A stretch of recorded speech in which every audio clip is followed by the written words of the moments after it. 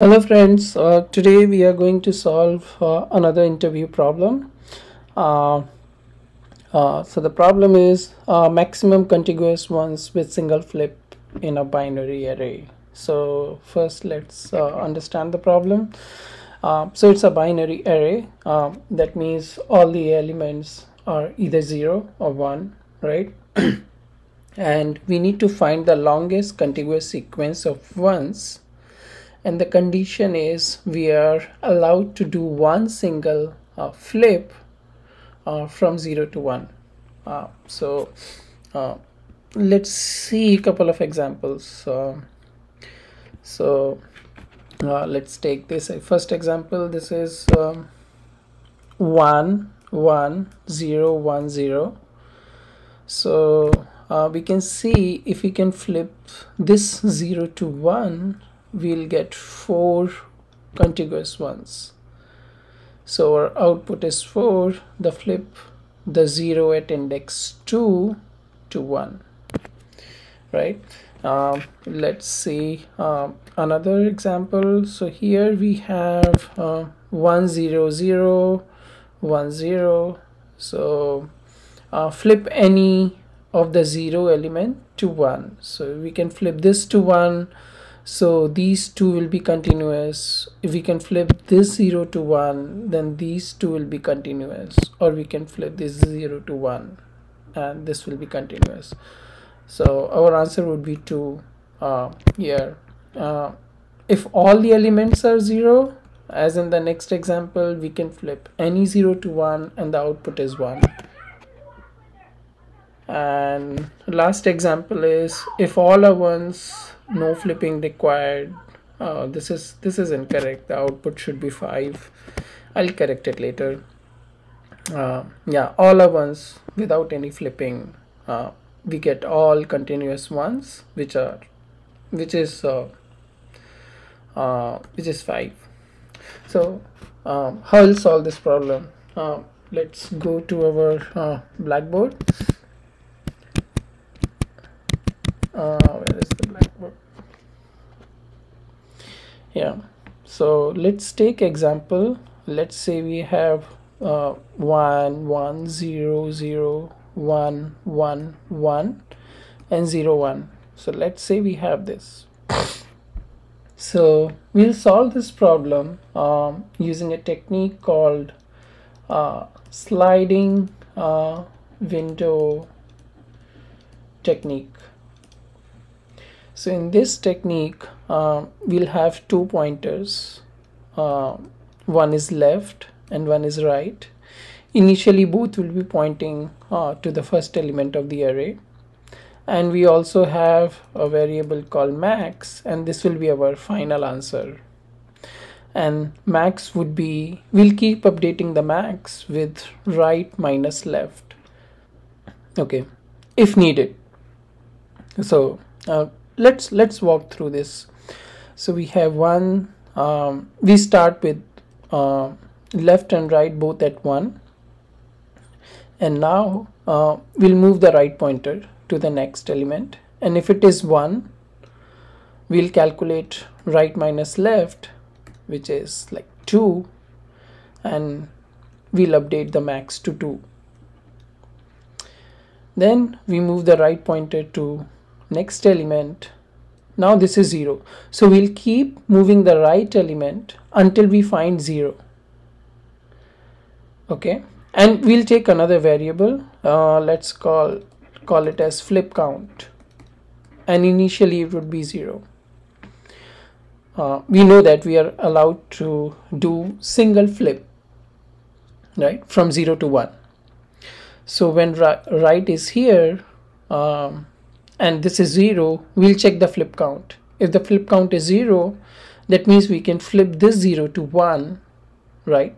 So we will include this in our calculation. So now our max becomes 3, right minus left, and we'll change the flip count to 1. Now we cannot flip. Now we'll find another 0, right? We'll move the right pointer and we are here.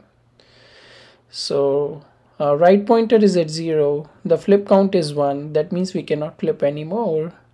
That means it's time to move the left pointer. So we'll keep moving the left pointer until we find 0. So we'll move it from here. So left would be now here, right? And then once we stop moving the left pointer, we'll change the flip count back to 0. That means now we can flip again, right? Now we can move the right pointer to 1, and so again the right minus left is equal to 1, but max is already 3, so we'll not update the max. We'll again move the right pointer. Again this is 1, so right minus left becomes 2, which is still less than max, so we'll not update it. Now the right pointer is here. This becomes 3, which is equal to max. We'll still not update it. Now the right pointer is here, which is 0. So now right is at 0, right? And flip count is 0. So now we'll change it to 1 and we'll include this in our calculation. So now right minus left becomes 4. Now 4 is greater than 3, so we'll update our max.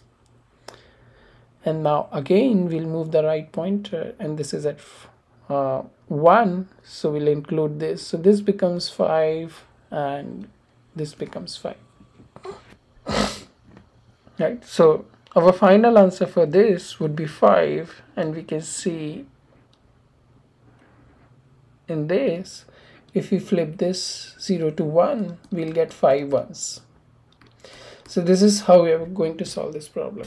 So let's go back to the problem.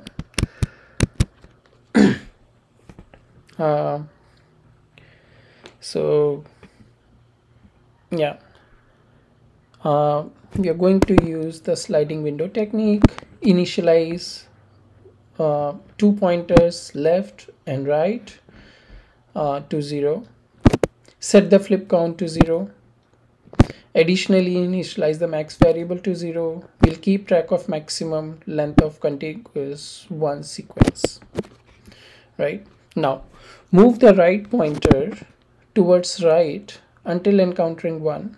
Upon encountering 0, check the flip count. If the count is 0, set the flip count to 1, considering the flip 0 to 1, and continue moving the right pointer. If element is 0 and the flip count is already 1, that means we have already done our flip, so it's time to move the left pointer. So advance the left pointer until reaching a 0, and then now we'll reset our count to 0. Continuously compare max with the current window size, which is right minus left. Update max if necessary. That means if the right minus left becomes greater than the max value, update the max value. So let's see the code. So we have given an input array. We have left pointer, right pointer, flip count, and the max. So we are moving the right pointer, and if it is 1, keep moving the right pointer towards right. If it is not 1, check the flip count. If the flip count is less than 1, that means we have not done the flip yet. So increase the flip count, increment the right pointer. If you are here, that means the right pointer is at 0 and you have already done your flip. So now keep moving the left pointer until it reaches to 0, and once it reaches to 0, flip the count, change the flip count to 0 and keep checking if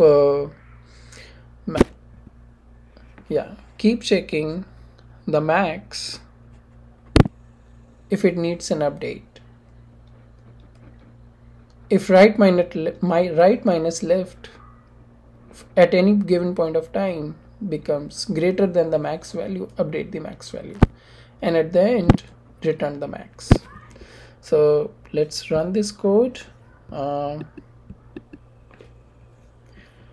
So this is the input is similar to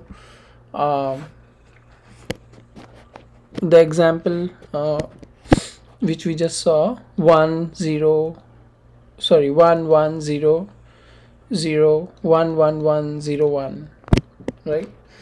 So if we run this code, so the output is 5, and let's say we have another 0 here, so the output should be 1 2 3 and 4, so output should be 4. Yeah, so output is 4. So yeah, so this is how we'll solve this problem, and we can mark this problem as completed.